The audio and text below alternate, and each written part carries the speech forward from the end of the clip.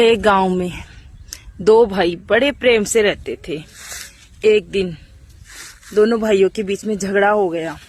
बड़े भाई ने कुछ ज्यादा ही सुना दिया तो दोनों एक दूसरे के लिए बात तक नहीं करते।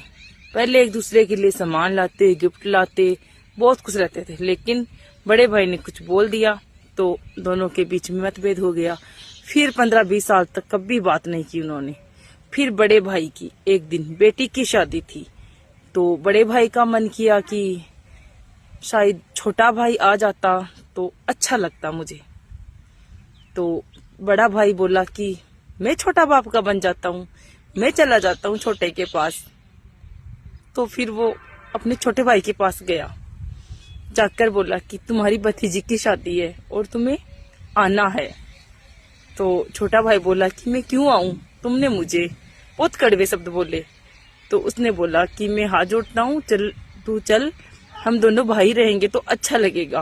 पर छोटा नहीं माना। फिर वो जो छोटा एक महाराज के पास जाता था, बड़े को पता था कि ये जिस महाराज के पास जाता उसकी बात कभी नहीं टालता। तो वो उस महाराज के पास गया और बोला कि महाराज, मेरी बेटी की शादी है और मेरा मन है कि मेरा छोटा मेरे साथ हो, हम दोनों भाई साथ रहेंगे तो समाज में, गांव में अच्छा रहेगा। तो महाराज ने कहा चलो ठीक है। तो छोटा हर संडे को उस महाराज के पास जाता था, रविवार को।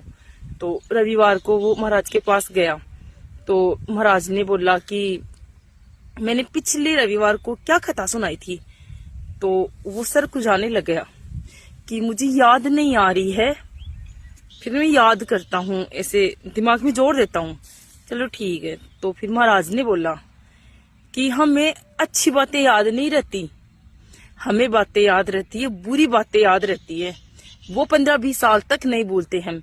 और अच्छी बातें हम एक सप्ताह भर में भी भूल जाते हैं।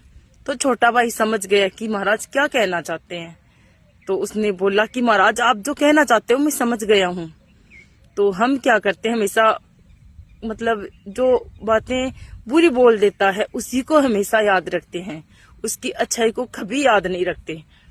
तो फिर उसने अपने छोटे बड़े भाई के पास गया, उसने दोनों भाइयों ने एक दूसरे से माफी मांगी और फिर साथ साथ रहने लगे। झुकने से कोई छोटा कोई बड़ा नहीं होता, बड़ा हमेशा बड़ा ही रहेगा और छोटा हमेशा छोटा ही रहेगा। लेकिन बहुत ज्यादा कड़वे शब्द बोलकर किसी को मत बोला करो, क्योंकि कुछ शब्द ऐसे होते हैं जो हमेशा इंसान की आत्मा को रौंदते हैं, जिसकी वजह से मन नहीं करता कि उसके वहां चले,